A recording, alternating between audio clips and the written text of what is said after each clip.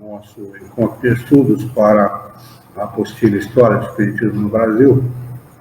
Hoje é dia 9 de dezembro de 2018, um domingo, 28 graus na cidade de Jaú. Estamos transmitindo o nosso encontro de estudos diretamente da Associação Jauense de Estudos Espíritas, localizada na cidade de Jaú, estado de São Paulo, Brasil. Estamos estudando da referida apostila o item, o Pacto Áureo, na parte que diz o seguinte: no domingo, dia 9, no programa radiofônico Hora Espiritualista, João Pinto de Souza, o Antônio de Freitas contou que, quando assumiu a presidência da FEB, recebeu duas mensagens transmitidas por médiuns diferentes.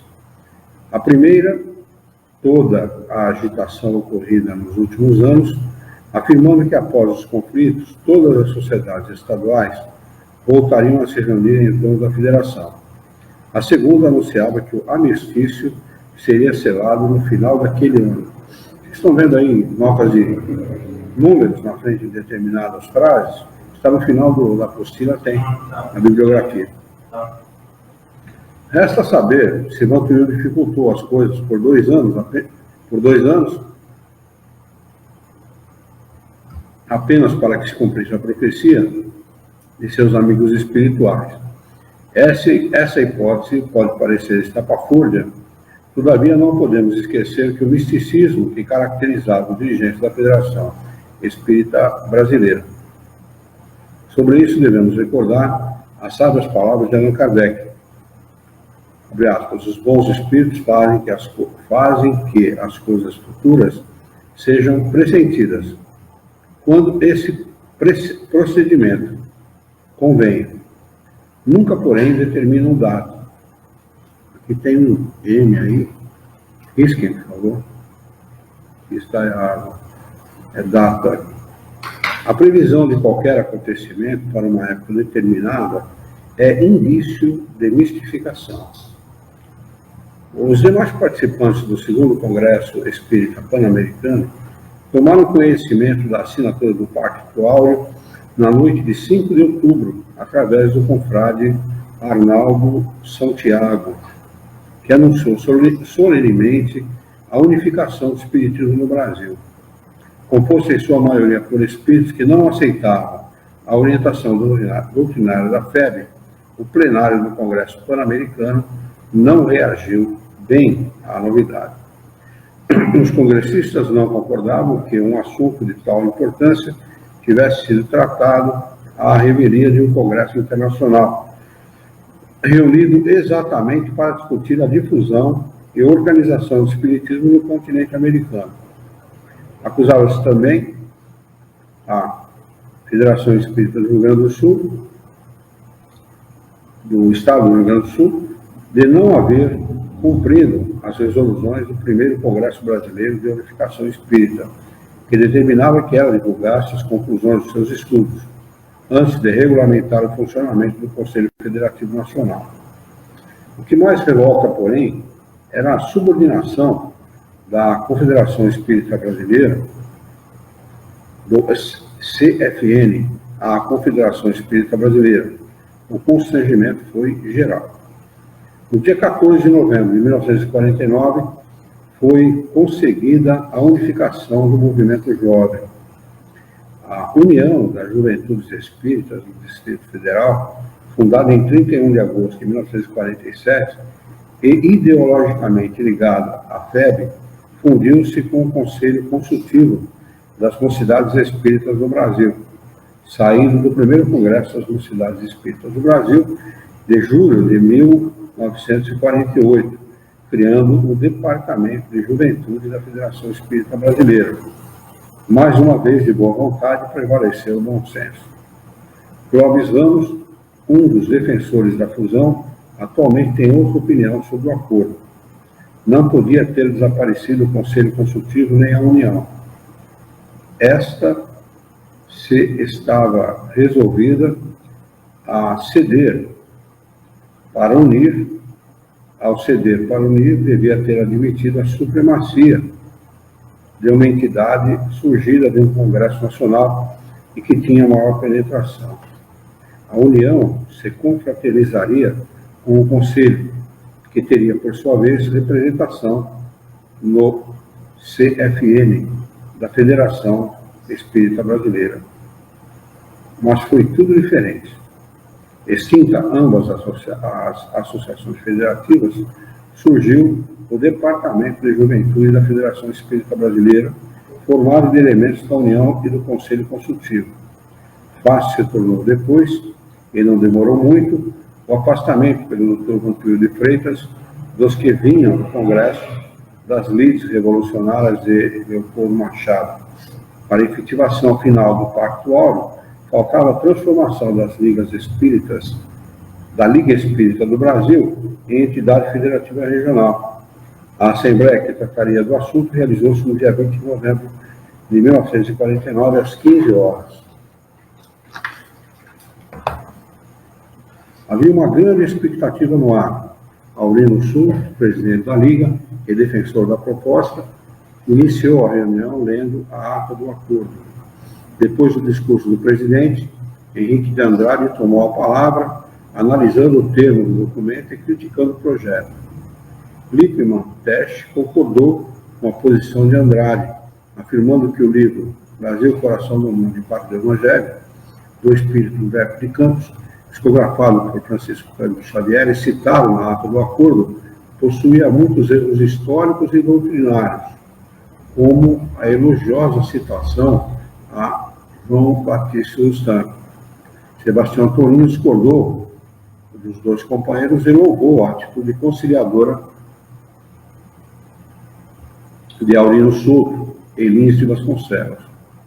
Entraram na discussão os confrades Henrique Magalhães, José Fernandes, Constantino Gomes e J.B. Chagas. A fim de acerenar os ânimos, Francisco Thiago propôs que se criasse uma comissão para estudar o assunto. A proposta não foi aprovada pelo plenário. Orlando Sobreira fez, então, um apelo em favor da compreensão geral e pediu que se encerrasse a discussão. A sugestão foi aceita.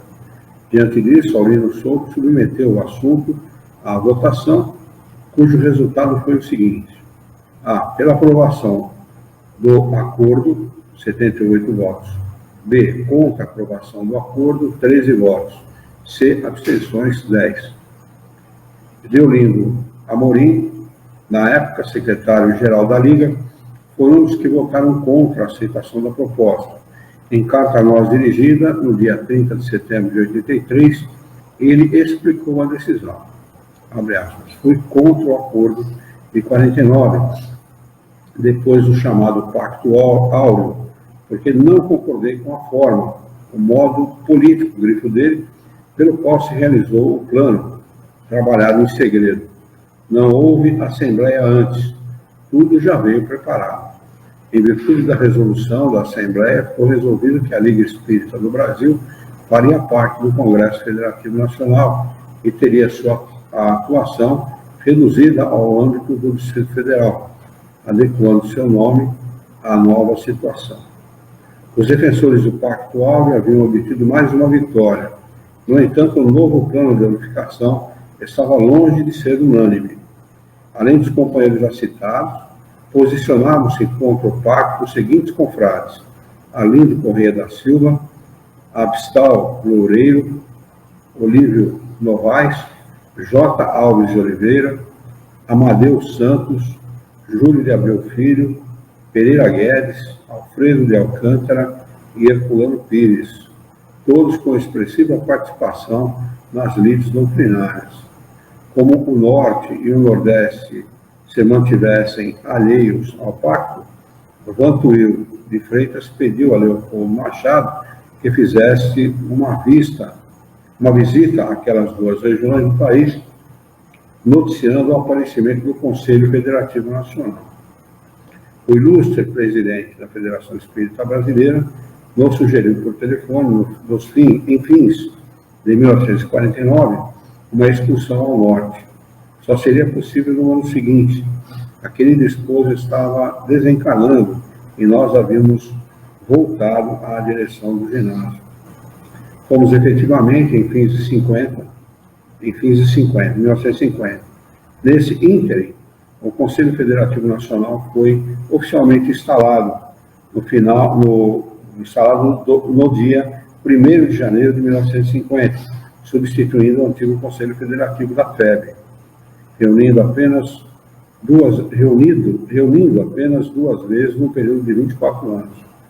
No dia 31 de outubro, Lins de Vasconcelos, Leopoldo Machado, Francisco Spinelli, Carlos Jordão da Silva e Ari Casadio partiram do Rio de Janeiro, iniciando a sonhada excursão ao norte e nordeste do país, com a finalidade de defender um novo plano de unificação. Foi chamada Caravana da Fraternidade, que se encerrou no dia 13 de dezembro de 1950, em Belo Horizonte, depois de cumprir os seguintes roteiros: Salvador, Aracaju, Maceió, Recife, João Pessoa, Natal, Fortaleza, Teresina, São Luís, Belém e Manaus.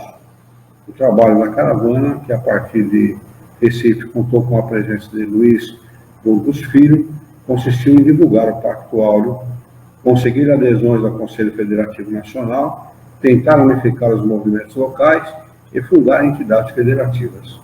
O relato dessa magnífica viagem está narrado no livro A Caravana da Fraternidade, de Leopoldo Machado. Aqui tem as respectivas notas, né?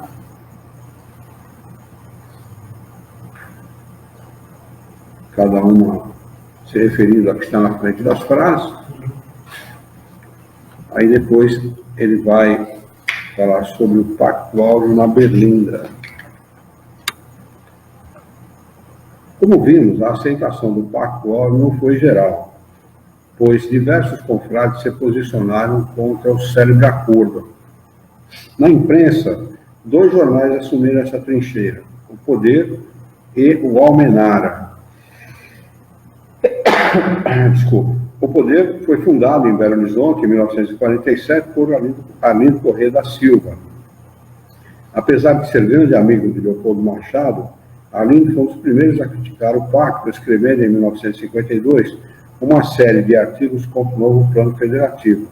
Alguns desses artigos receberam a réplica de Leopoldo Machado no próprio jornal e outros foram respondidos no livro A Caravana da Fraternidade. É de Arlindo o famoso trocadilho Pacto Áureo, até hoje utilizado para depreciar o acordo de 49. O Almenara foi fundado no Rio de Janeiro, em 1952, por Antônio Pereira Guedes e tinha uma linha editorial ainda mais agressiva. Durante 8 anos, o jornal carioca não deu trégua à Federação Espírita Brasileira. Se não bastasse a aceitação da obra de Rustang, a FEB criou outro problema para a frágil unificação do movimento. Em 1953, o Conselho Federativo Nacional, influenciado pelas ideias pessoais de Ivan Túlio de Freitas, chegou à conclusão de que a Umbanda poderia ser classificada como espiritismo, embora não fosse doutrina espírita. Essa esdrúxula tese foi consubstanciada em 2 documentos, esclarecendo dúvidas e conceitos elucidativos.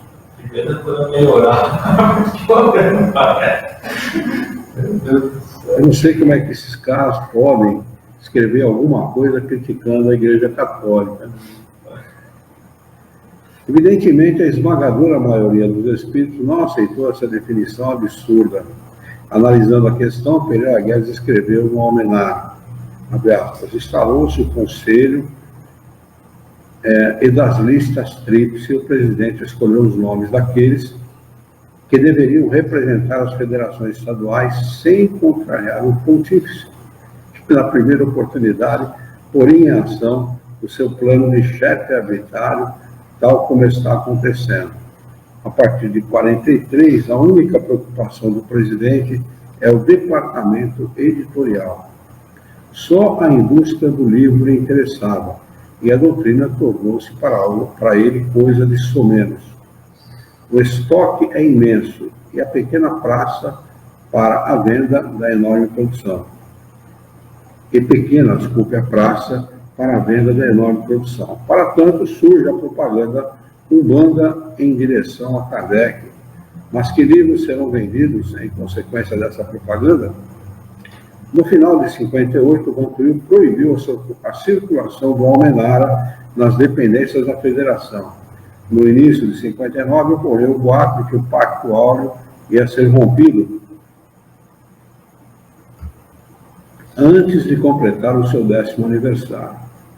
O ambiente estava tenso.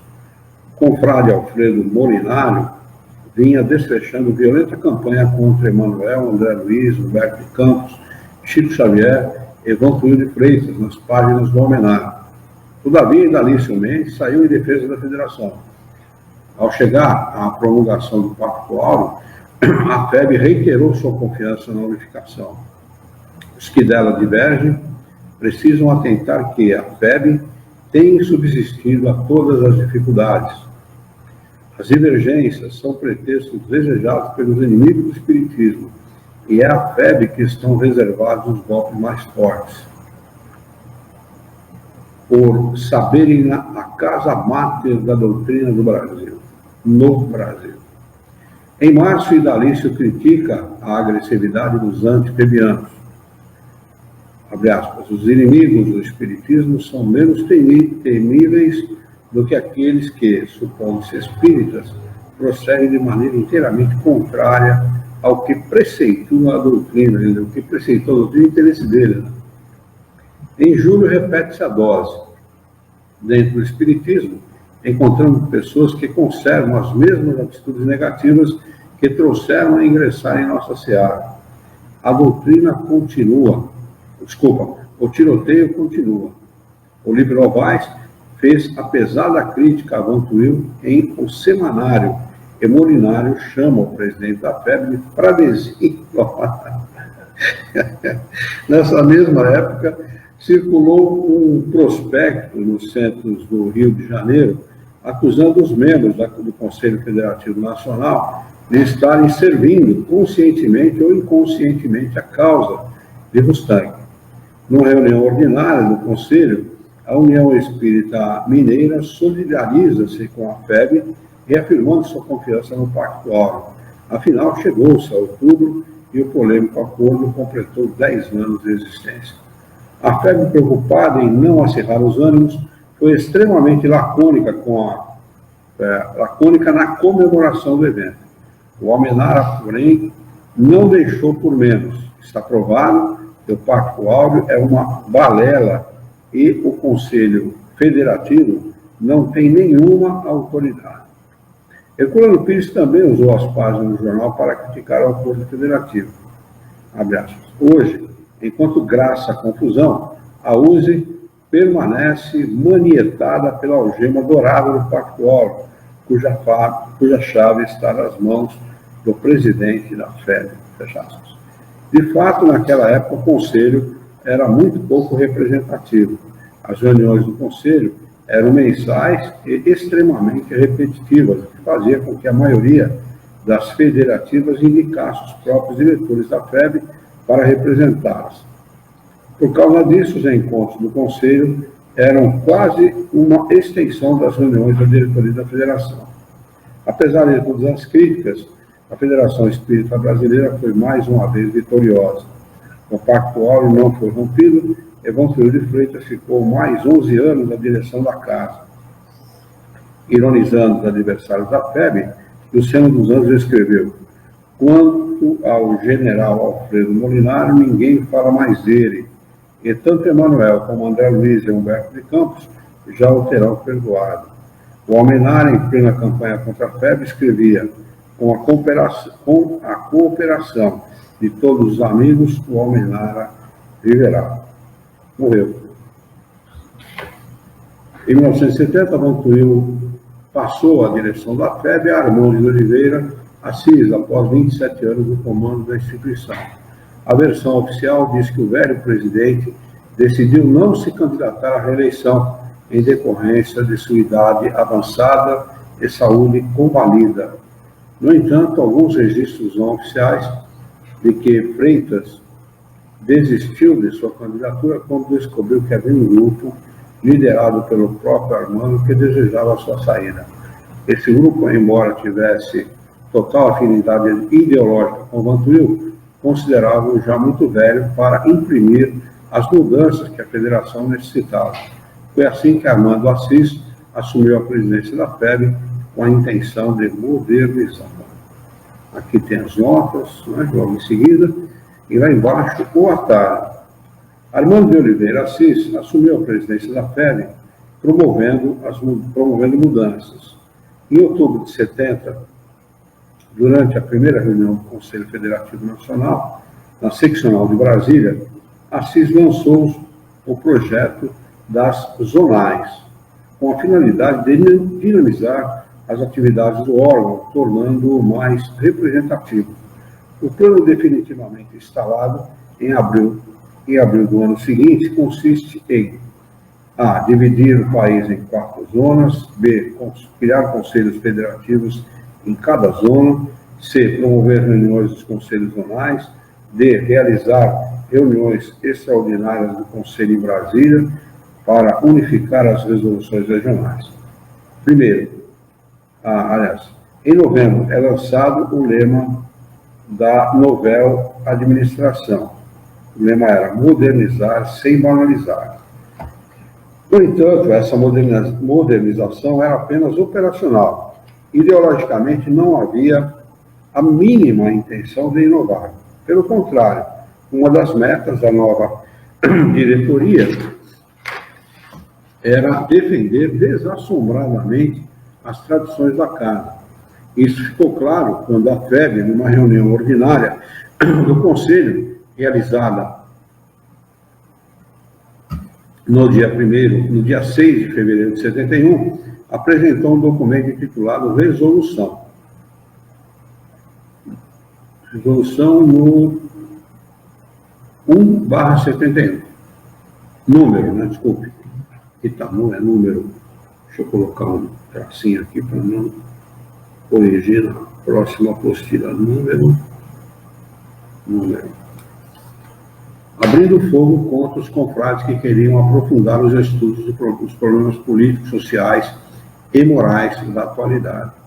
E Danício Mendes, membro da federação e representante da Paraíba no Conselho, preparou uma extensa justificativa para o seu voto, que, dentre outras bobagens, dizia o seguinte: dentro das casas espíritas, somente nos cabe tratar de assuntos pertinentes ao espiritismo.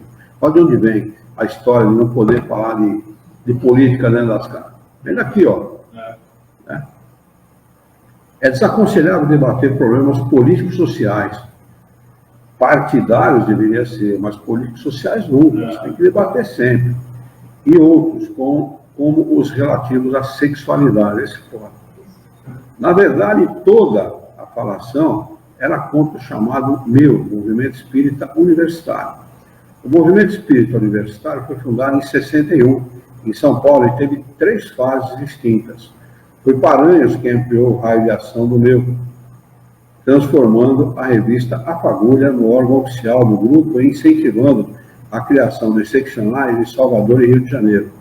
O pretendia aprofundar o estudo do aspecto político e social da doutrina, discutir os problemas comportamentais sem moralismo, implantar a mentalidade universitária entre os espiritistas e fazer uma análise crítica do movimento espírita brasileiro.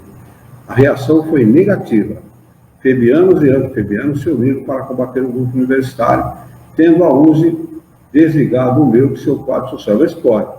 Uma coisa progressista, né, que podia trazer uma contribuição muito grande para a doutrina espírita, é por isso que não tem jovem dentro da doutrina. O atraso e o controle, né? Absurdo.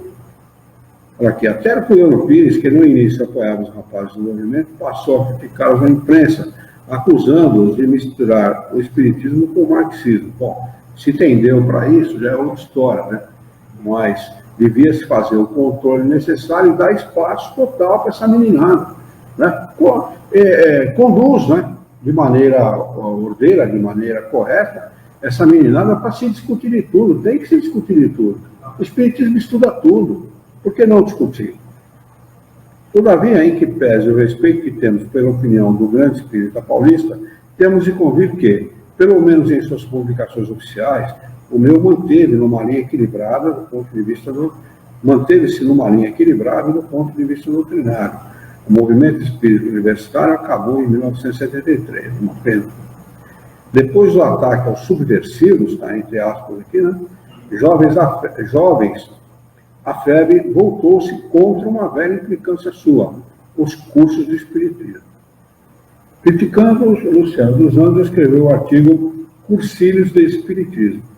Luciano era assessor da presidência e uma espécie de superego da diretoria, no que diz respeito à defesa da ideologia da casa. Sua influência sobre o presidente era tão grande que Armando não tomava nenhuma decisão antes de ouvi-lo. Em 1973, esse confrade publicou no Reformador a famosa série O Atalho, análise crítica do movimento espírita, apontando os erros que, segundo ele, vinham sendo cometidos pelos espíritas brasileiros. Analisar o atalho é uma tarefa que exige muito cuidado, a fim de separarmos com critério o joio do trigo. Dos Anjos era e continua sendo febiano roxo, muito embora a maioria de suas críticas estivessem corretas. Boa parte delas não tinha o menor fundamento. Era apenas a velha cantileira da Federação Espírita Brasileira em roupagem mais moderna. Feita essa ressalva, o saldo da série pode ser considerado positivo, principalmente porque foi uma das poucas vezes em que a FEB se posicionou de maneira tão clara e direta. A título de recordação, vamos enumerar os problemas que, segundo Luciano dos Anjos, vinha vitimando o movimento. Os itens que não forem comentados têm a nossa concordância. Primeiro, edição de livros repetidos e de baixa qualidade doutrinária. Segundo, prática de rituais, adoção de símbolos e etc. Terceiro, mania de congressos. Luciano afirma que os congressos espíritas não têm autoridade, pois a doutrina espírita não reconhece decisões de cúpula. Além disso, acusa os intelectuais espíritas de aproveitar esses encontros para extravasarem suas pretensões e frustrações. A crítica era absurda. Os congressos brasileiros realizados no Brasil, os congressos espíritas realizados no Brasil nunca tiveram a intenção de legislar sobre o espiritismo. Apenas procuram estudar alguns aspectos da doutrina e cuidar da organização do movimento. Quanto ao comportamento dos congressistas, a FEB sempre viu pedantismo, onde só existia cultura doutrinária. Quarto, divisão classistas e profissionais. O confrade carioca condena as associações espíritas com a mesma formação profissional, médicos espíritas, jornalistas espíritas, psicólogos espíritas, etc., sob a acusação de que isso iria quebrar a unidade do movimento. Embora respeitável, seu temor era infundado. A correção do espiritismo, como os vários ramos do conhecimento humano, é fator imprescindível para o progresso do mundo. Quem pode executar essa tarefa, senão os próprios especialistas? A única exigência é que essas associações sejam integradas no movimento, a fim de evitar o seu fracionamento. Quinto, centros com uma estrutura burocrática altamente sofisticada, tornada mais importante do que a própria doutrina. Sexto, assistência social, com prioridade sobre os estudos do espiritismo. Sétimo, submissão dos centros espíritas ao poder econômico dos patronos abastados. Oito, aceitação de revelações mediúnicas fantasiosas. E o que a FEB fez, senão isso? Nono, mistura entre o espiritismo e política. Aqui a confusão é total. Não sabemos se por alienação ou má fé. O preclaro jornalista faz confusão entre o sentido prático e o sentido subjetivo de política. Evidentemente, ninguém concorda com a propaganda partidária dentro do movimento. No entanto, todos os espíritas têm a obrigação de contribuir para a evolução administrativa e econômica da sociedade.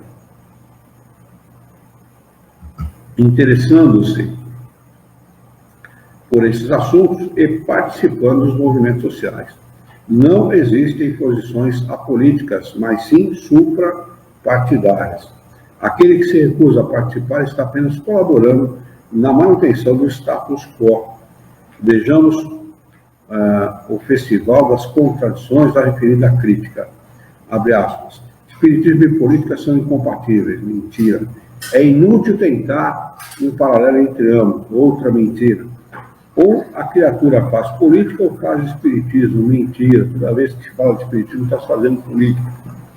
O que não invalida, é lógico, a hipótese de o político ser espírita. Então, o cara é político e ele não pode falar de política dentro da doutrina espírita. Claro que ele pode. É claro que ele pode. Então. E um bandido. Era um bandido aquele cara. E é até bom que o seja. Se pode. É bom que o cara seja um político espírita, mas ele não pode falar de política dentro da doutrina espírita. Luciano era tão apolítico que colaborava com a Escola Superior de Guerra em pleno regime militar. Político ele. 10º, entendimento autoritário do processo de unificação.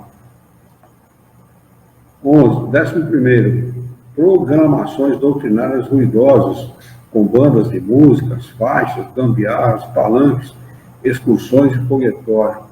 12º, escolarização do ensino espírita. Luciano condena a formalização do estudo da doutrina espírita pretendida por grupos de confrades com a utilização do atual modelo escolar. Alunos, professores, pré-requisitos, presença obrigatória, provas e diplomas. Herculano Pires ia mais longe e defendia a criação de escolas de espiritismo, com corpo docente, cobrança de taxas, etc. Eu, particularmente, sou contra isso. Acho que o espiritismo tem que ser estudado livremente, né? Por iniciativa de quem deseja conhecer a doutrina. O negócio de diploma, prova, esse tipo de coisa, eu acho uma banalidade. Na minha opinião, não concordo com Herculano nesse aspecto, não. Se pudesse ser criado escolas de espiritismo, já ia ter um outro caráter, né? Não ia perder o espiritismo perderia essa condição de tornar o espírito um livre pensador, né? Aliás, não adianta você querer forçar o aprendizado da doutrina espírita. É uma bobagem isso. Ninguém deve estudar a doutrina espírita de maneira forçada, né? Como num currículo escolar, por exemplo, você tem que apresentar a produtividade daquele currículo escolar. É uma bobagem isso. Na verdade, é uma forma que tem aquela cartilha da fé, que eles façam aquele modelo também. É outra coisa, é absurdo. 11º, no lugar disso, o articulista febiano, não, 11º não, é um rodapé que tem mais para frente, tem a explicação dele. No lugar disso, o articulista febiano propôs o fim de todo tipo de cursos doutrinários, fazendo a apologia do autodidadismo. Caramba, autodidadismo. Era um exagero no lugar de outro. De fato, o pragmatismo do sistema educacional vigente não se coaduna com o real objetivo do espiritismo, que é a educação integral do ser. Contudo, está provado que a tese da desescolarização total do ensino proposta por Ivan Illich e Carl Rogers, que Luciano quis implantar no movimento, também não atende às necessidades atuais do homem. Acreditamos que, nesse caso, deve prevalecer o bom senso. Os cursos espíritas devem evitar ao máximo todo tipo de formalismo e exigência, procurando liberalizar o ensino da doutrina. 13º ponto, integração deficiente do jovem no movimento. Partindo da premissa de que os centros espíritas alienam seus jovens, isolando-os em mocidades e juventudes, o ideólogo da FEB preconiza o fim desses departamentos, a fim de que os moços se integrem imediatamente nas atividades da instituição, assumindo tarefas e dividindo responsabilidades. A intenção era ótima, mas os resultados seriam péssimos. As mocidades e a juventude são espaços fundamentais para que os jovens enfrentem em conjunto os problemas específicos de sua faixa etária à luz da doutrina espírita. Acabar com eles é afastar os moços de nosso movimento. Aliás, além do mais, a integração pode ser conseguida sem que esse departamento precise ser extinto. 14º, idolatria a médiuns e guias. 15º, centros espíritas luxuosos, semelhantes a igrejas. 16º, excessiva reverência a autoridades políticas. 17º, figuras carismáticas no movimento. 18º, ecumenismo. O espiritismo não é ecumenista, não adianta, não tem como ser, né? Você pode até, eventualmente, se unir a qualquer outra pessoa, indistintamente, mas ecumenismo religioso não dá para admitir dentro da doutrina espírita, uma vez que nós não somos religião. 19º, hinos e músicas espíritas. Com exceção dos hinos dedicados aos guias espirituais, hino a Sheila, hino a André Luiz, etc., que realmente cheiram a sacristia, não temos nada contra as músicas de cunho doutrinário e evangélico compostas e cantadas dentro de nossos centros. Consideramos-las uma manifestação artística válida e natural. O Senhor dos Anjos, ao contrário, queria varrê-las do mapa sob a acusação de que elas se pareceriam com as velhas ladainhas católicas. A solução é procurar uma estética espírita, evitando também todo tipo de formalismo. Eu, particularmente, sou contra esse tipo de manifestação. Você tem hino, você tem música, não tem coisa nenhuma. Nem inário, né? Nem inário, muito menos inário. Absurdo isso. Quem já o tem essas coisas. Eu já tenho inário. Absurdo. Eu acho absurdo. O espiritismo é mais estudo realmente, não tem outra coisa a fazer. Não tem outra coisa a fazer na doutrina espírita. Né? Aliás, você não vê Kardec na Sociedade Parisiense de Estudos Espíritas, nem pessoas estranhas ao espiritismo, que não pensasse como que não se coadunasse ao pensamento geral do grupo que estudava a doutrina, que pesquisava a doutrina, não era aceito. Ele não aceitava. É um absurdo, uma coisa, bobagem encarnada. 20º, o medo de debater assuntos doutrinários controvertidos. 21º, propaganda doutrinária massificada, mal feita e proselitista. 22º, tentativa de subordinar a FEB a organismos espíritas internacionais. No entendimento do controvertido companheiro, abre aspas, o Brasil não tem que seguir a reboque de qualquer entidade exterior. Não fomos nós, os brasileiros, que fizemos desta terra o coração do mundo, a pátria do Evangelho.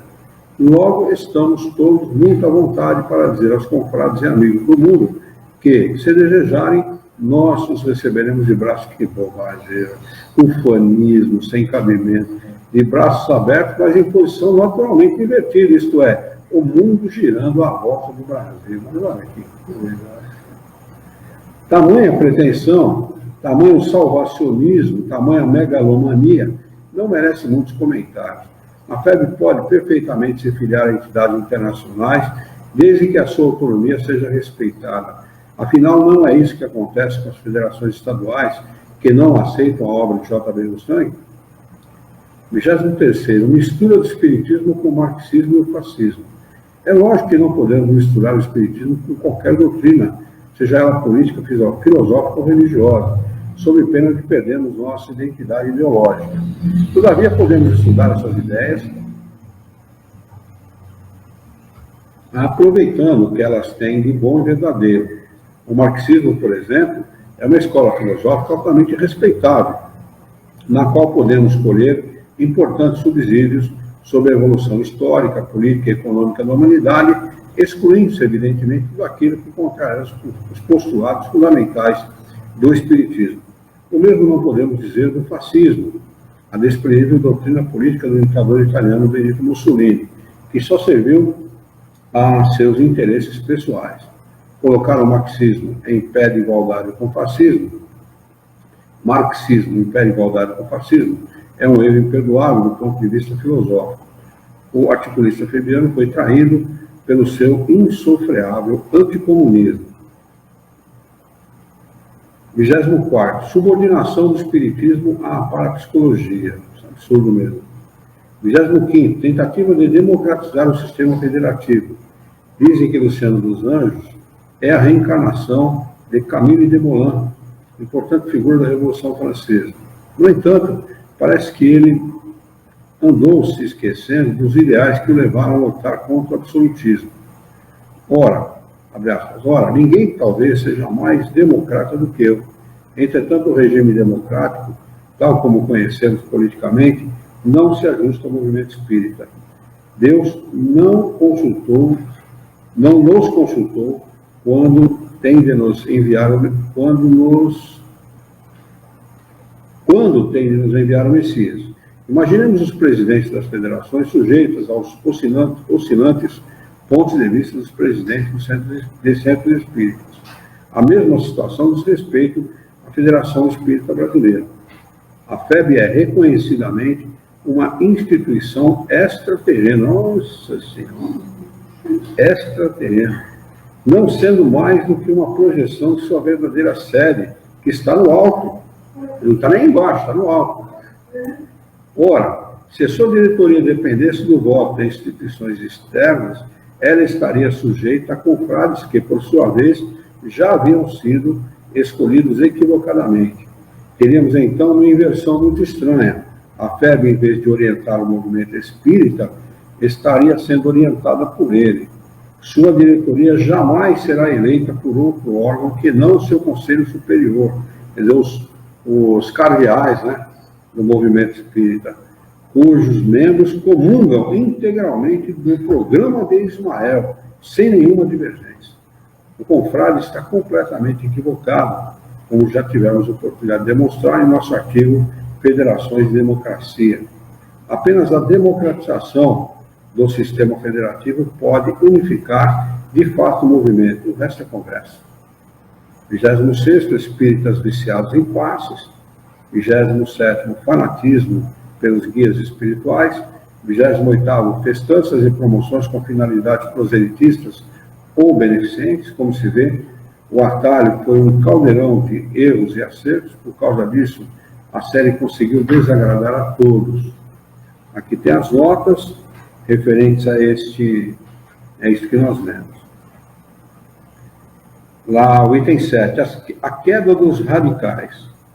Vários segmentos do movimento reagiram às críticas de O Atalho. Contudo, a única reação que realmente preocupou a FEB veio das federativas sediadas no sul do país. Dentre outras divergências, essas entidades não gostaram do tom agressivo dos artigos e da ideia de acabar com as juventudes propostas por Luciano dos Anjos e avalizada pelo presidente da federação. Numa reunião ordinária do Conselho, realizada em 4 de maio de 74, o presidente da USE, Luiz Monteiro de Barros, fez uma extensa preleção contra o Manifesto Fabiano. Meses depois, o Conselho da 4ª Zona, que incluía os estados da Guanabara, Paraná, Rio Grande do Sul, Santa Catarina e São Paulo, em sua reunião de 1º de novembro de 74, tomou posição contrária à da FEB, defendendo a manutenção dos departamentos de juventude. Resumidamente, o Conselho concluiu o seguinte: a. Manter as juventudes existentes. B. Incentivar a criação de novas mocidades. C. Apoiar as confraternizações de jovens. G. Aprimorar os programas de estudos das juventudes.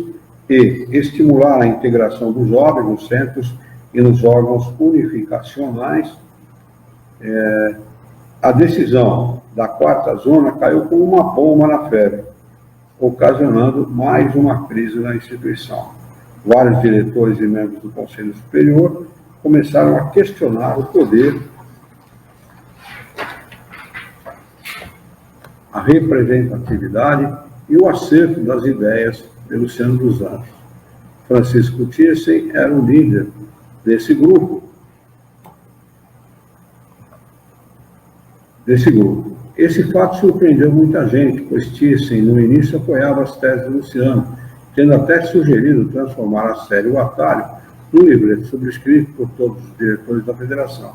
Até hoje, Luciano acusa Thyssen de ter se aproveitado da situação para tomar o poder dentro da FEB. No entanto, preferimos acreditar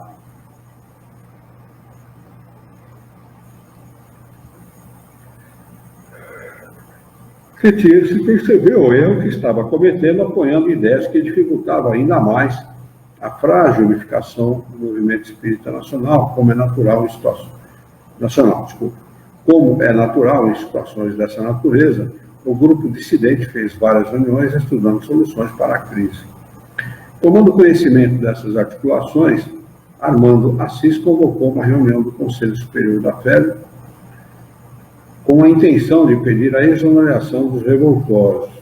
Essa reunião se deu no dia 25 de janeiro de 75, num clima extremamente tenso. Depois da abertura oficial do encontro, Francisco Thyssen assumiu o ataque, fazendo uma série de críticas ao comportamento e à atuação de Luciano dentro da federação. Assumindo a palavra, o sobrinho de Augusto dos Anjos fez sua defesa e pediu demissão do cargo que ocupava. Particularmente acreditando que Luciano esperava que os membros do Conselho viessem em seu socorro, evitando sua saída e voltando-se contra Thyssen. Aconteceu exatamente o contrário.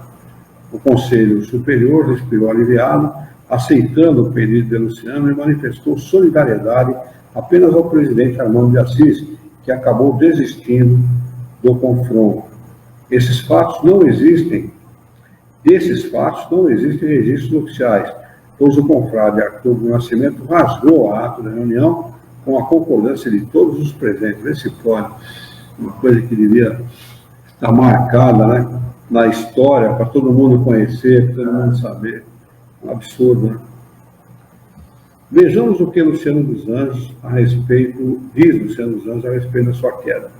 O mínimo que aconteceu foi uma cega reação às minhas ideias, as quais, tendo o respaldo público do presidente da FEB, por isso mesmo atraiu para ele também as iras dos sonhadores do poder e do mando atrabiliário. O que houve então, o próprio Armando de Oliveira Assis classificou muito apropriadamente, deu uma quartelada, e nela não faltou sequer a participação de Bisonho General de Pijama, exibindo a qualidade com estardalhaça e irritação. A saída de uma das reuniões do grupo Ismael.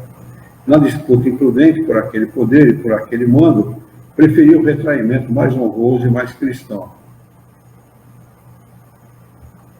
Armando de Oliveira Assis, presidente, e Abelardo Hidalgo Magalhães, o vice-presidente, estavam igualmente conscientes de suas responsabilidades e não quiseram mais candidatar-se a nenhum cargo. Mesmo fora da diretoria, Luciano continuou a assessorar Assis. A ideia dos dois era continuar resistindo, a fim de levar adiante a plataforma de batalha. Tanto é assim que Armando ainda conseguiu criticar a decisão da quarta zona, no sentido de apoiar as juventudes espíritas. Contudo, o crescimento político de Thyssen acabou deixando o presidente completamente isolado. Desconhecendo a situação interna da FEB, as federativas estaduais se prepararam para a batalha que ia ser travada na reunião do Conselho Confederativo Nacional, programado para abril daquele ano. A luta seria entre as casas que apoiavam o fim das mocidades, a curto ou em longo prazo, e as entidades que eram terminantemente contrárias a essa medida. No entanto, esse confronto acabou não acontecendo, pois Armando Assis, faltando um F aqui,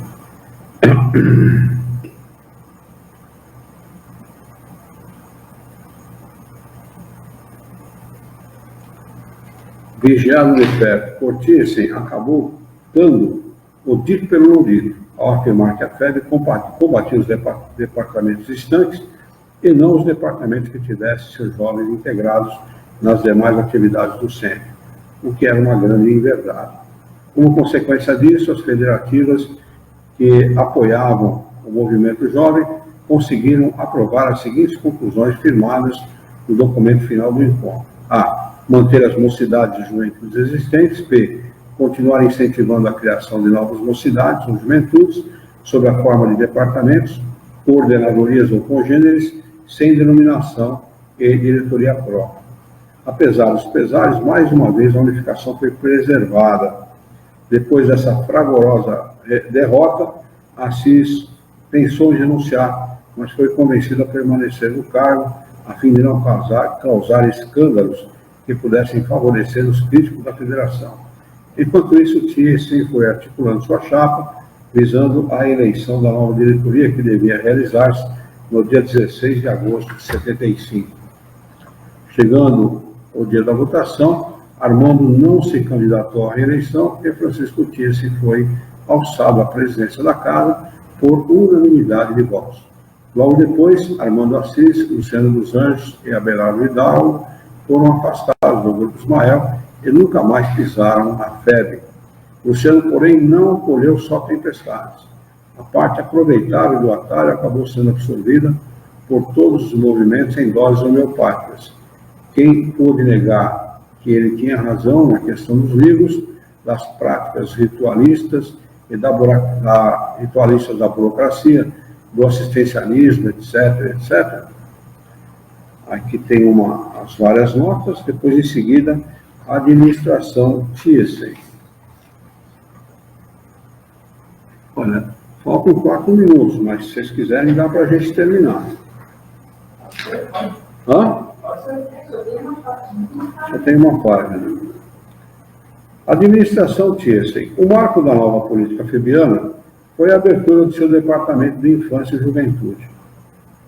Era o início da mais liberal administração da FEB, desde Leopoldo Cirne.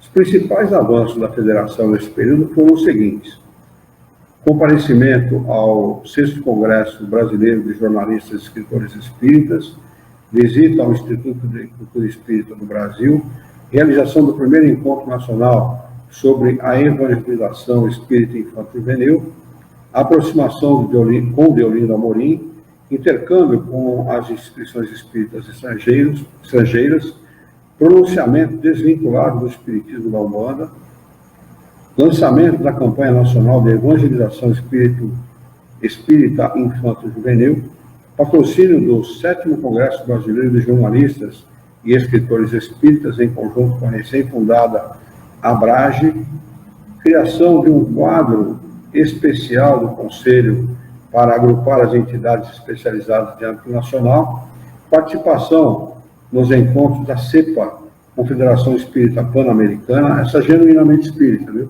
A CEPA. Eleição de elementos mais liberais para a diretoria, lançamento da campanha de estudo sistematizado da doutrina, apresentação de sugestões à Assembleia Nacional Constituinte, realização do Congresso Espírita Internacional. Além disso, o sucessor de Assis valorizou um pouco mais o Conselho, liberou o uso de cartazes, incentivou apresentações artísticas e manteve sob controle a ala conservadora da casa. Pôde parecer pouco, mas se lembrarmos que a FEB sempre teve ojeriza a intelectuais, congressos, cursos, políticos, etc., veremos que Francisco Thiessen é um revolucionário para os padrões da chamada Casa Máter. Todavia, nem tudo são flores na administração Thiessen. A divulgação da obra de Mustang, por exemplo, continuou de vento em popa, embora sua estratégia tenha sido modificada. Ao invés da agressividade de Luciano dos Anjos, o atual presidente prefere a cooptação amistosa. A tática é divulgar os 4 evangelhos de maneira subliminar, aproveitando o clima de fraternidade existente em alguns setores satisfeitos com a abertura da federação, diminuindo assim a aversão pelo trabalho do bastonário de bordel. No plano editorial, esse estratagema foi consubstanciado pela publicação dos seguintes livros: Allan Kardec, Pesquisa Biográfica e Ensaio de Interpretação, de Francisco Thiessen e Zeus Van Tuyl, em 1979. Universo e Vida, de Áureo e Hernani T. Santana, em 80. Espiritismo Básico, de Pedro Franco Barbosa, em 86. Testemunhas de Chico Xavier, de Sueli Caldas Schubert, em 86. Dando apoio logístico a esse lançamento, foi tirada a 6ª edição da obra do advogado bordolense, com nova e vistosa capa. No Reformador, a propaganda rostanguista foi entregue a elementos do segundo escalão para não desgastar a imagem da alta cúpula febiana. Em 78, a defesa do caráter laico do Espiritismo voltou à baila, desta vez pelas mãos do jornal Espiritismo e Unificação, órgão oficial da UNES, União Municipal Espírita de Santos. Como já vimos, a ideia empolgou alguns setores do movimento em 3 oportunidades distintas: 81, 1881, 1897, a 1897, com os científicos, de 1969 a 1973, com o movimento universitário espírita, e de 78 em diante, com o apelidado Grupo de Santos, que eu prefiro chamar de não religioso. Na época, os não religiosos dominavam a UNES, defendiam a laicidade da doutrina no bojo de uma campanha informal denominada de espiritização do movimento, que, dentre outras, combatiam, primeiro, a transformação do espiritismo em apêndice do cristianismo; segundo, o culto às personalidades de Jesus e Maria de Nazaré; terceiro, a crença de que o espiritismo possui um aspecto religioso; quarto, a concepção do centro espírita como um templo; quinto, a excessiva pregação de cunho evangélico; sexto, o uso das expressões estranhas ao corpo semântico do espiritismo, como evangelização, mediunidade com Jesus e culto do evangelho no lar; sétimo, a igrejificação do movimento com a adoção de uma estrutura hierárquica formal; oitavo, a excessiva produção literária de origem mediúnica; nono, a supervalorização da culpa e da dor; décimo, a prática da mediunidade fora dos métodos kardecianos; 11º, a dogmatização da revelação mediúnica; 12º, o comportamento místico e salvacionista dos espíritas; 13º, a indiferença dos espíritas pelos problemas políticos, econômicos e sociais da humanidade; 14º, a utilização de símbolos e rituais; 15º, a defesa de uma moral farisaica e ultrapassada; 16º, a utilização da terapêutica espírita de maneira sensacionalista. Mais uma vez, diferentes tendências do movimento se uniram para combater um inimigo comum. Como era de se esperar, a FEB rechaçou todo o projeto e a maioria dos confrades independentes não aceitou a contestação do tríplice aspecto da doutrina. A quantidade de artigos na imprensa contra os não religiosos foi enorme. Como no caso da série O Atalho, as divergências falaram mais alto que as convergências. Em 1986, eles concorreram à presidência da USE com a chapa Unificação e perderam para o tríplice aspecto, que contava com a simpatia da federação. No ano seguinte, em decorrência da forte pressão do grupo minoritário, os não religiosos decidiram renunciar à direção da UNES, para a qual tinham sido reeleitas por expressiva margem de votos, e fundaram um novo jornal e uma nova editora para continuarem a divulgar suas ideias. Além da UNES, 2 federações estaduais andaram dando dor de cabeça a Thiessen. A primeira delas foi a Federação Espírita do Estado do Espírito Santo, que, em 1982, sob a direção de Gélio Lacerda, apresentou uma proposta ao Conselho Federativo Nacional no sentido de transformá-lo em confederação. Se isso não bastasse, a Federação Espírita do Estado do Espírito Santo enviou em 1986 uma circular ao movimento acusando a FEB de fazer propaganda rostanguista em seus programas de evangelização. A saudável rebeldia da Federação Capixaba, porém, durou pouco. Naquele mesmo ano, o Shelly foi substituído por Alcino Pereira, que desde então vem fazendo uma política extremamente conciliadora. A outra casa que tentou quebrar a mesmice do sistema federativo nacional foi a Federação Espírita do Rio Grande do Sul.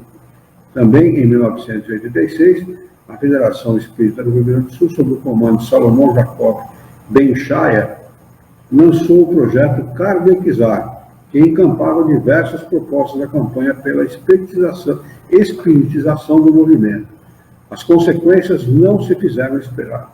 Na reunião da comissão da 5ª Região, realizada em abril, Francisco Thyssen criticou o nome do projeto, dizendo que o uso do verbo Kardecizar era indevido, pois Kardec não tinha criado escola pessoal.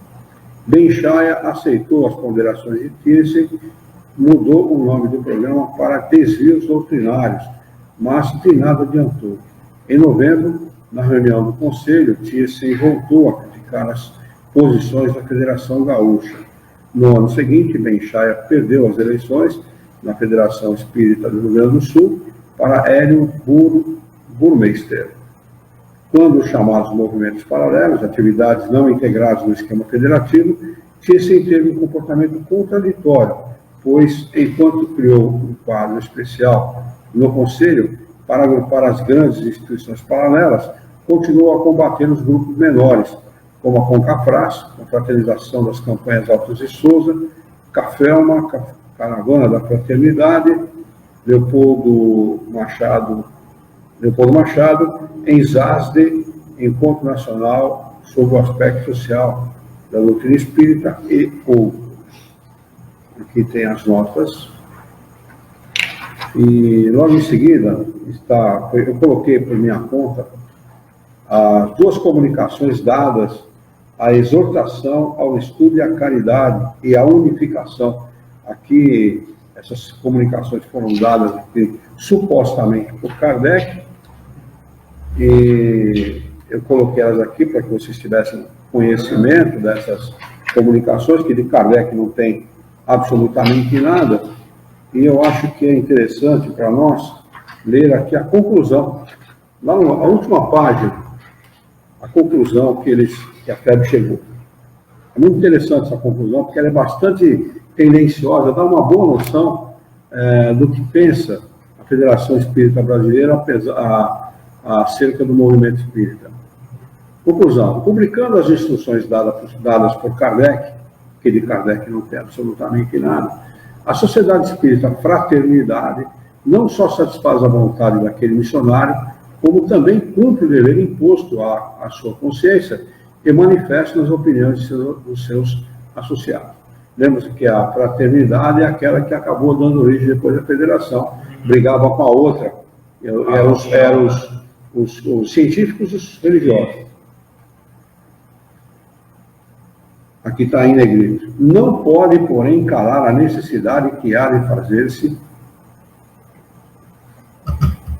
alguma coisa de sério e positivo a respeito do que tem sido aventado e proposto por muitos em diversas épocas relativamente à união geral e verdadeira, debaixo de uma única direção, que determine o método, a disciplina e o movimento de todos os grupos, estabelecendo a escola e a força que nos falta.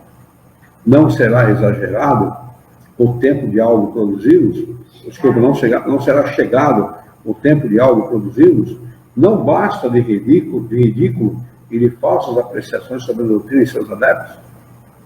Não estaremos ainda cansados da esterilidade, não temos a pretensão de que só conosco esteja a verdade e de que sejamos os únicos no bom caminho, nem julgamos e muito menos condenamos a quem quer que seja, mas mantemos a fraternidade sempre perseverante de pé, apesar de suas lutas e adversidade, apesar da deserção da maior parte dos seus irmãos e filhos, que aqui foram criados, que aqui receberam a luz e aqui desenvolveram suas faculdades, aceitando as comunicações do Mestre, sem ideias preconcebidas.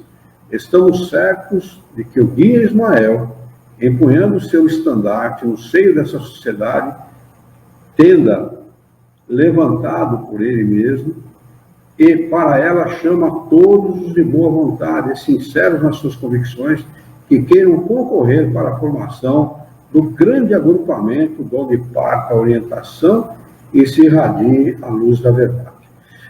Eles não se consideram detentores da verdade, mas dali vai partir a verdade, apenas dali. Se reúne e tal. Se o trabalho em comum e com grande número é uma dificuldade, muito maior é, com efeito, a desunião, a adoção de métodos e direções diferentes, sem prudência, disciplina e fiscalização. Quer dizer, só eles têm a prudência, só eles têm a disciplina e só eles são capazes de fiscalizar ninguém mais. Né? Aquela história de livre pensador é coisa de Kardec, isso aí deixa para lá. Daqueles que mais práticos, mais entendidos, podem ser os transmissores da vontade e da direção do guia. Se a fascinação e a imprevidência têm levado alguns a constituir grupos onde, debaixo de um mal entendido princípio de publicidade, se prestam ao motejo e à zombaria, do que os que frequentam e não encontram ao menos a seriedade e o bom senso, se a pretensão e o orgulho de outros temerários os têm levado a provocar trabalhos que intitulam de espiritismo e que só han servido para o estrago dos médiuns, obcecação dos seus espíritos e representação de uma farsa aplaudida tão somente pelos zombeteiros do espaço, acarretando o ridículo para a doutrina e a pecha que todos temos de doidos e visionários.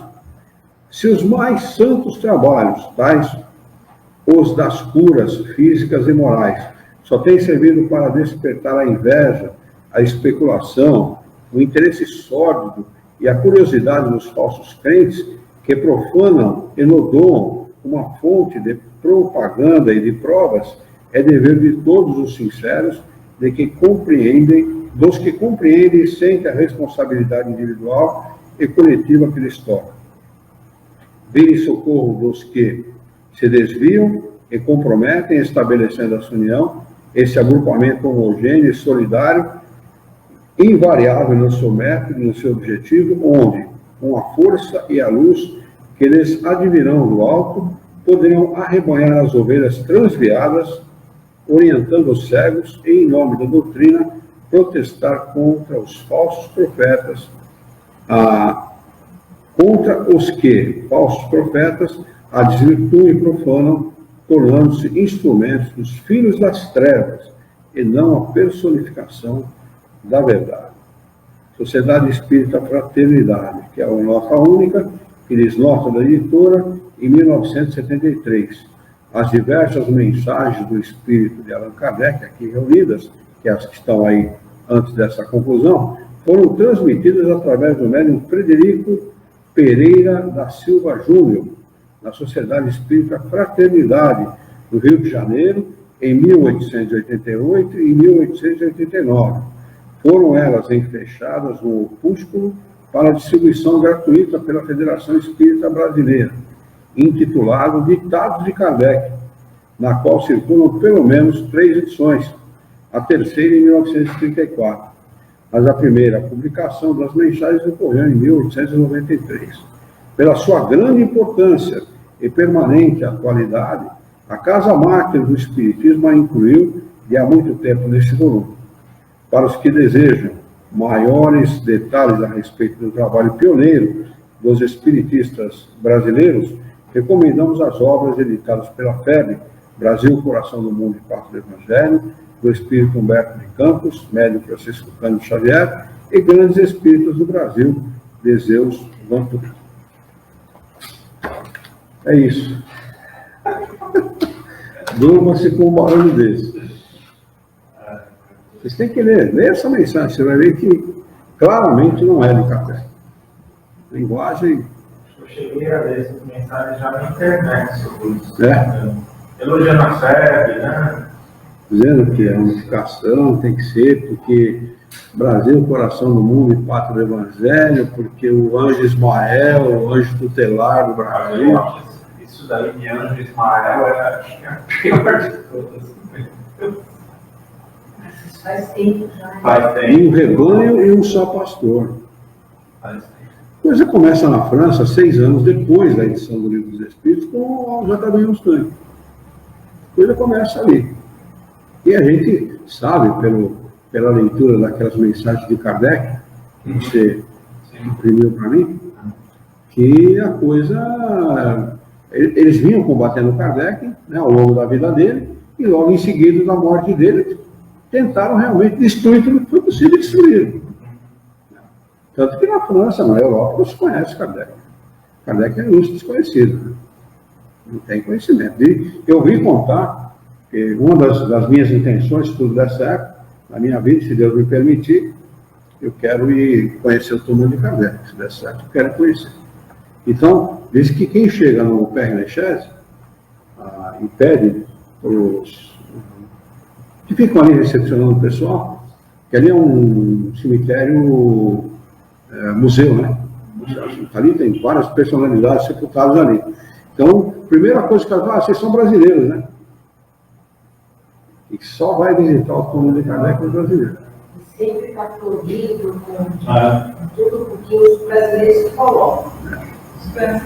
É florido o ano inteiro, mas só brasileiro que visita. Mas eles construíram aquilo depois, né, sobre O Dome foi construído depois em homenagem à revelação que foi feita para ele que ele havia sido um druida em outra encarnação. É um dome druídico, né?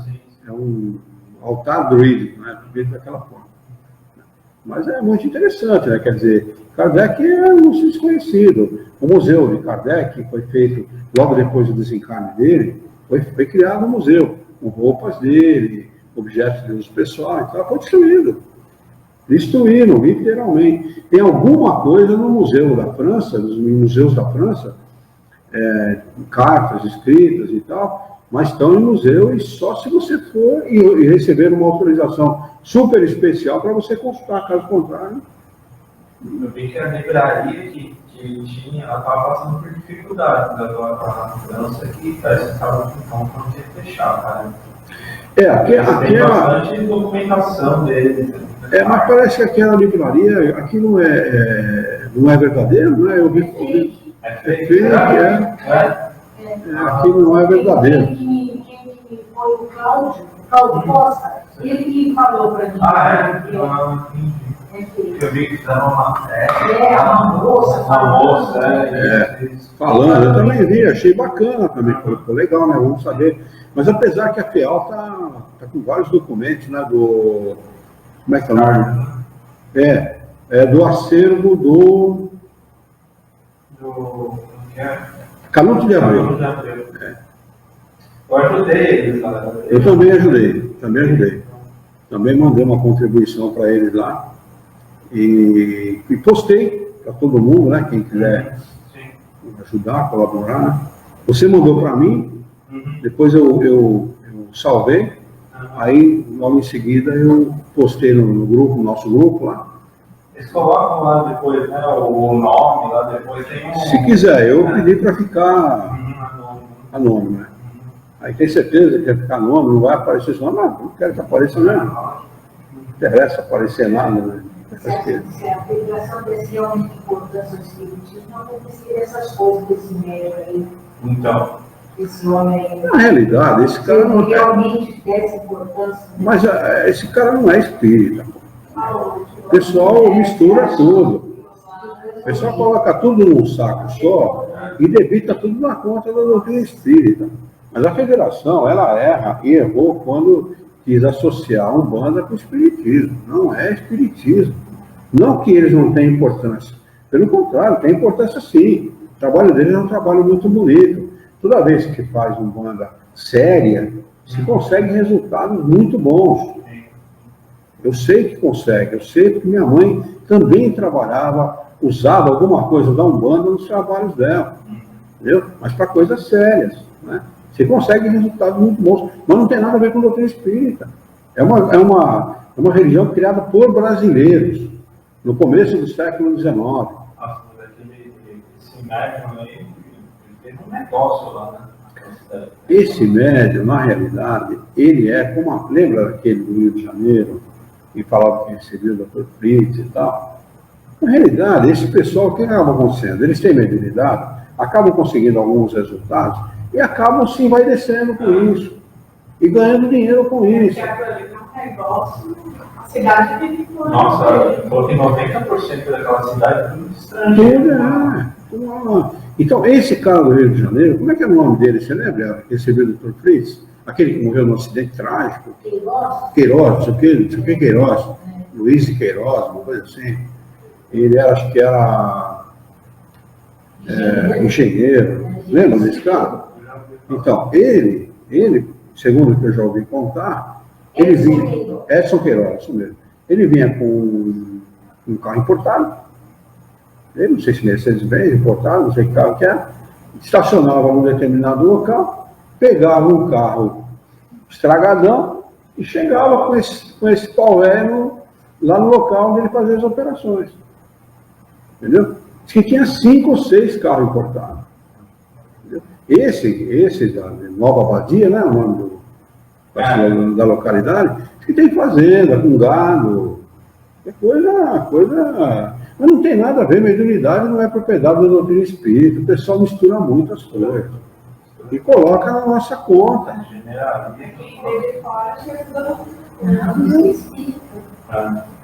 O problema é que ninguém estuda a doutrina espírita como a gente estuda. Esse é o problema. Eu acho que essas confusões que foram geradas na federação só foram geradas por uma razão. Não se estudava Kardec. Porque você estudando Kardec, você não precisa nada disso. Você dispensa tudo isso. As formalidades humanas, as convenções humanas, são simplesmente dispensáveis. Simplesmente. Você dispensa tudo. Kardec não falava em federação, em reunião, em centralização desses. Ele centralizou o recebimento e a realização dessa tarefa nele, porque ele foi realmente, por força das circunstâncias, foi centralizado nele. Mas não que ele recomendasse que centralizasse em Paris tudo isso, os grupos fossem comandados por ele, nada disso. Pelo contrário, ele recomendava que se fizessem grupos pequenos, reuniões caseiras, onde se tivesse maior domínio sobre aquilo que era recebido dos espíritos e tudo mais. Né? Quanto mais intimidade entre as pessoas, mais fácil é a fiscalização. Aqui veio um negócio, né, sobre isso, com o lançamento de livros, se aceita tudo, né? Grande problema. Realmente, as editoras espíritas virou um problema. Eu vi uma... Nada de divulgação do espírito. O grande problema é uma coisa chamada vaidade. Esse é o grande problema. Eu estava vendo um palestrante esses dias, ele falou de um artigo na Revista Espírita de 63, de maio. Eu dei uma olhada, é exame das comunicações que recebemos, que era que Kardec recebeu. Ele falou que até aquela data ele tinha 3.600 comunicações que ele recebia dos centros do mundo todo. O mundo inteiro. Ele falou que ele analisou todas. Ele falou que dessas 3.600, 3.000 tinham um cunho moral elevado. Só que dessas 3.000, ele separou 300, que ele achou as que não fossem repetitivas, mas dessas 300, só 100 ele iria publicar. Para ver como que era feito uma peneira mesmo no negócio, né? Que ele falou, ele até comenta no artigo, ele fala, se eu fosse utilizar todas as mensagens que eu recebi até agora, eu tinha publicação para a Revista Espírita de 5 anos seguidos. Ele falou, você não tem que analisar nada. Aí você vê agora, vira uma festa, né, seu Luiz? Você pega 3.600, de 3.600 você tira menos de 10%. E desses 10% você tira 30%, 20 e poucos por cento, 30%. Quer dizer, a peneira era grande. Quer dizer, o critério era rigoroso. Como não ter segurança naquilo que Kardec escreveu? Segurança, eu tenho segurança total. Eu não sou cego para aquilo que ele escreveu, mas eu tenho plena segurança, plena convicção, porque a gente nota a seriedade com que ele lidava com o negócio. Seriedade total, seriedade plena. Quando um camarada faz um trabalho onde ele coloca de lado seus interesses pessoais. E qualquer recebimento e qualquer recurso por esse trabalho, só isso já é motivo de segurança. Agora, quando começa, não porque eu sou presidente, não porque quem quer presidente sou eu, não porque as minhas ideias são melhores, não, as suas ideias são melhores. Ah, pode parar. A vaidade humana é problema. Mulher vaidosa é problema, mas homem vaidoso é pior ainda. O problema que o homem vaidoso. O cara começa a fazer palestra, ele começa a receber tapinha nas costas, não porque isso é muito bom e tal. No começo ele fica meio assim, mas depois ele acaba acreditando. É onde você perde o palestrante. Eu ouço falar isso, olha, desde que eu comecei na doutrina espírita, há 44 anos atrás. E outra também nessa quando tem esses médicos curadores, assim, eles sempre, quando eles recebem um médico.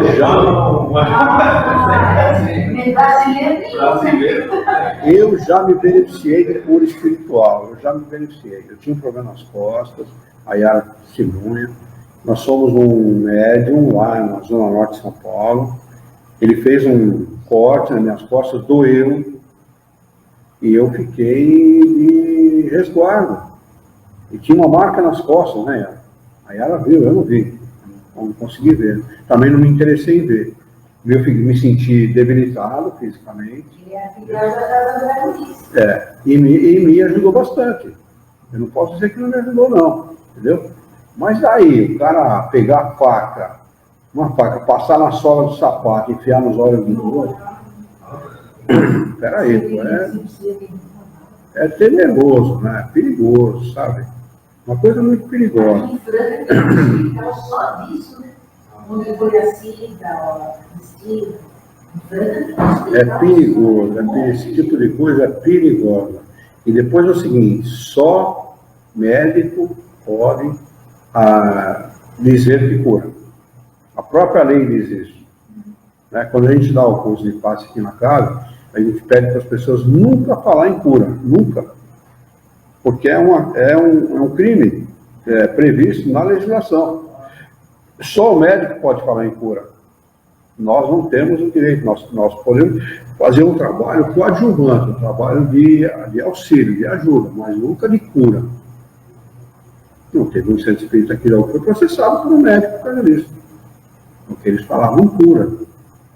E o médico processou, eu não sei que tipo de problema deu para ele, você ficou sabendo?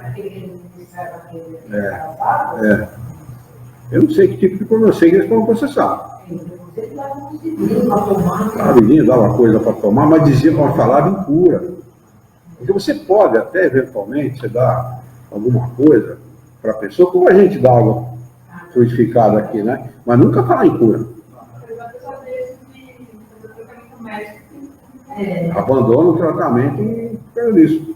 Mas fala que aquele voluntário ganha vendendo também aqui, ele vende. Ele ganhou quem? O João lá de Abadia. Ah, sim. Ele vende um negocinho amigo, mas não disse que ele quer falar. Olha a coisa realmente, lamentavelmente. Mas diz que a denúncia na Globo foi pesadíssima. Foi pesado. Mas parece que desde o primeiro semestre desse ano está sendo investigado. Mas ele tem já processo, né? Até de assassinato. Né? Por assassinato? Por assassinato. Ele tem acho que mais de 10 processos em si. Até de furto, de participação de furto. Oh, meu Deus do céu, essa coisa é crime, é criminoso mesmo. O pior é que a população está com ele. Não deixam prender, nossa, faz uma Ainda mais para você, que eles vivem com solução. Até os botecos lá, o pessoal que atende é tudo bilíngue lá, porque tem tanto estrangeiro lá. Que coisa, hein?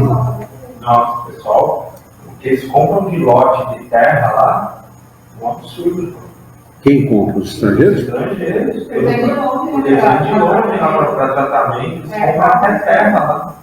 Eles falam que as pessoas o pessoal que vende lá, as corretoras, tem um preço para estrangeiro e tem um preço para aquele brasileiro. Olha. Virou comércio, cara. Virou comércio. Comércio puro, né? Que coisa absurda. E usa como espiritismo, né? Muito bem. Alguma pergunta a respeito do que nós estudamos?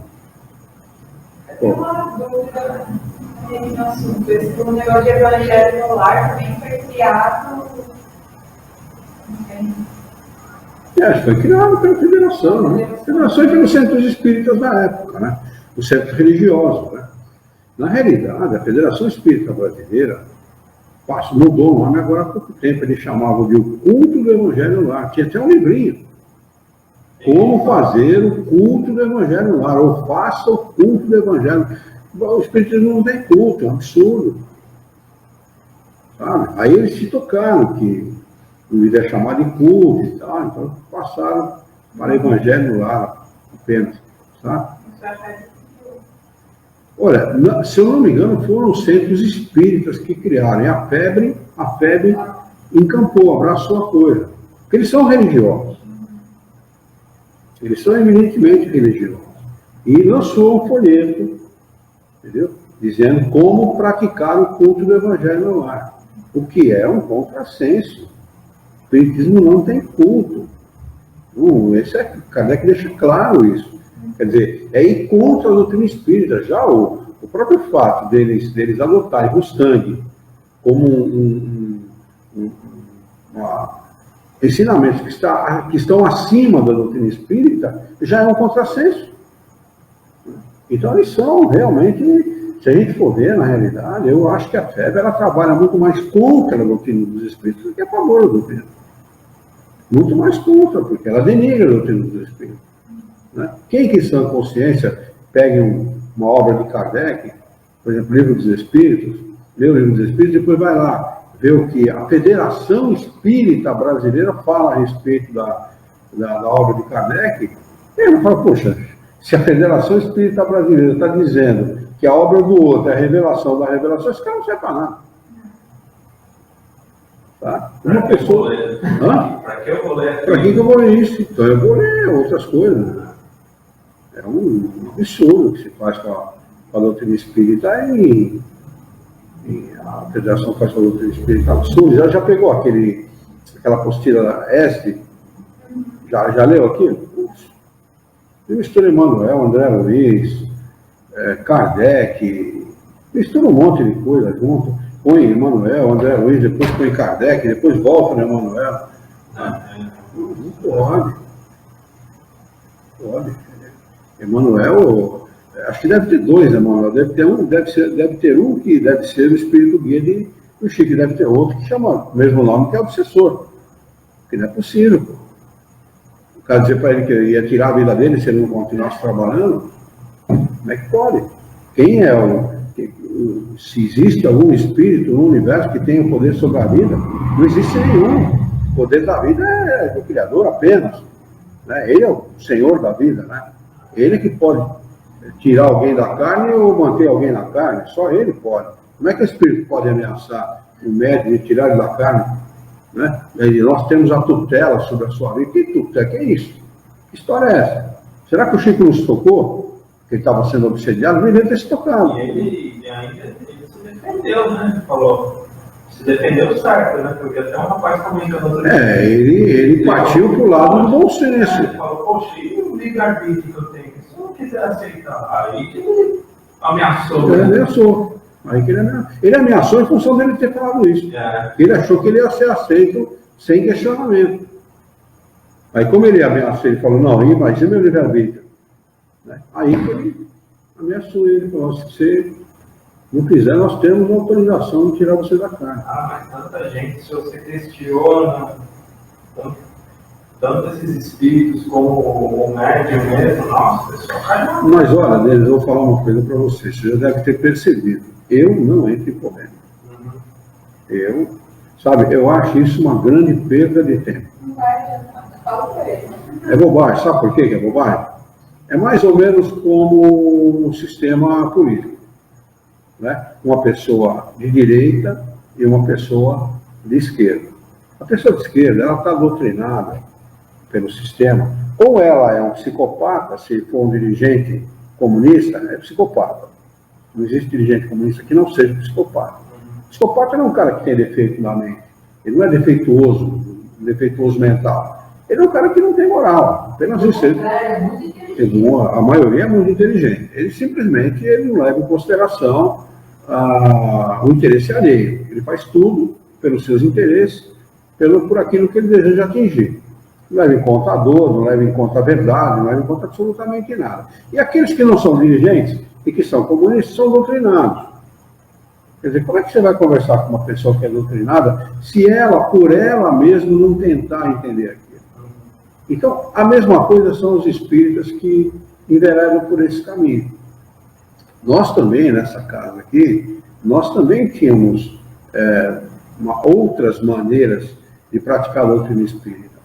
Mas essa casa foi fundada para estudar as obras de Kardec. Então nós fomos nos aprofundando, e recebemos a ajuda do Senhor Felipe. Isso foi de grande valor para nós, porque nós antecipamos o entendimento da doutrina. Nós íamos chegar no mesmo entendimento, mas a gente antecipou, porque ele foi abrindo os olhos da gente, a gente antecipou, abreviou esse entendimento, né? Então, quer dizer, não tinha como não chegar. Agora, qual caso espírita que faz isso? De jeito nenhum. Ser muito perpétuo não é bem recebido por nenhuma casa espírita aqui na região, nenhuma. Nem convidado por ninguém, quer dizer. Então não adianta entrar em polêmica. Você vai entrar em polêmica com uma pessoa que... a primeira coisa que ele vai dizer para você é obsediado. Você está obsediado. Hã? Vai achar que ele tem nada.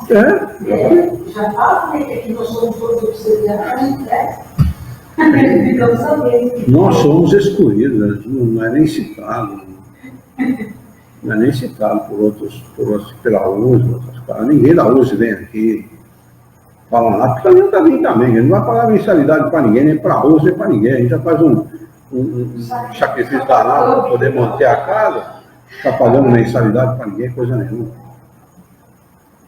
E não interessa, nunca interessou. A gente fez esse evento aí, às próprias custas, e foi um evento que, na época, há 14 anos atrás, a gente gastou quase 7 mil reais nesse evento.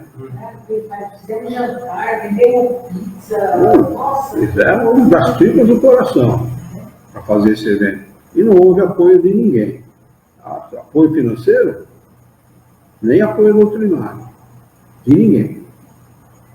Então, quer dizer, para que serve a USE? Para que serve a Federação Espírita Brasileira? Para nada. Para nada.